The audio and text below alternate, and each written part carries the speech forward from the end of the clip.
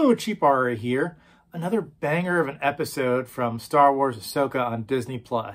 Episode 4 leveled up this series, and Episode 5 took it even better with an emotional episode that really just brought the emotions out of these characters. And I've never seen something this intense, at least as far as an emotional battle, since the original Return of the Jedi. And this is something that's been building for the past decade in terms of different mythos and kind of the story behind these characters kind of converging all into this one episode. And this episode 5, Shadow Warrior. So what I'm about to go to is completely in spoiler territory. So if you don't want to be spoiled, please tune off the episode now, go check out the episode and come back.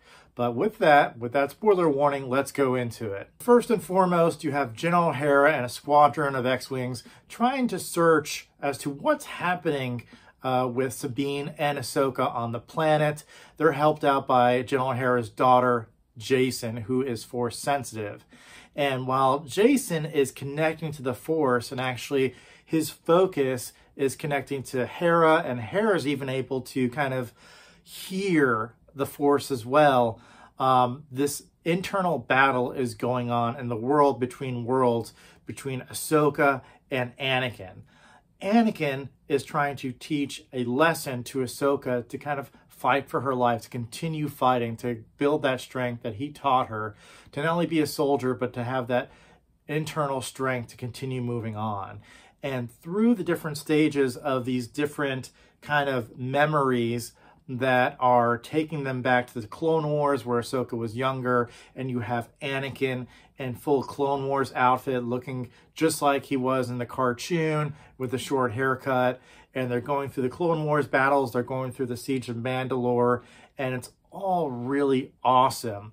And while he's taking her through these different memories as a soldier, he's also, again, trying to reiterate, are you going to choose to live, or are you going to choose to give up and die?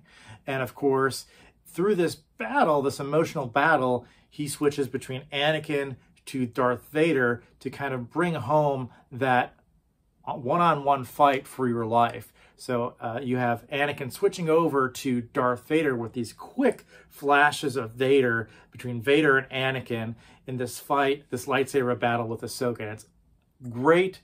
It's a great scenery. It's very emotional. Just a little like chef's kiss, this little mwah to this long ongoing story of Ahsoka, who's been through so many iterations, and Anakin just as a kind of a big send-off for the character in terms of his contributions that he may not have really gotten in the prequels.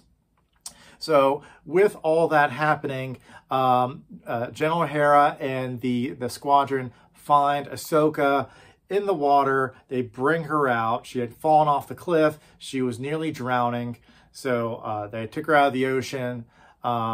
She took about a day to heal. And from that, not having the map to take them over to this potential other universe where you have maybe Ezra and Admiral Thrawn, Sabine, and those Dark Jedi, without having that map, Ahsoka has this idea to kind of use the Purrgil, these space whales that are Force sensitive, connect with them, much like Ezra Bridger did in the series Rebels, and that allows them to use that kind of jump over through hyperspace to another universe to find Ezra and Sabine, Admiral Thrawn, and the bad guy group.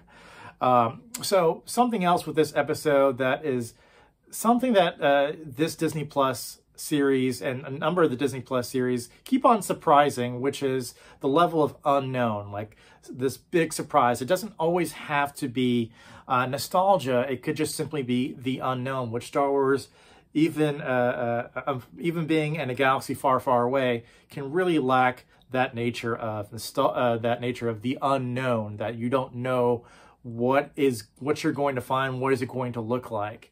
And that's kind of the first time I've seen it for Star Wars in a very long time. So very happy that this episode brought that out in me, and that excitement of the unknown. A couple little Easter eggs and things to shout out before I complete my breakdown. There are references to Kanan, to Rex. You hear Rex's voice. You actually see Rex in the episode, just with his helmet on, along with other clone troopers. You also see, or actually there's a reference to Senator Organa, which is clearly Leia. But really interesting episode, guys.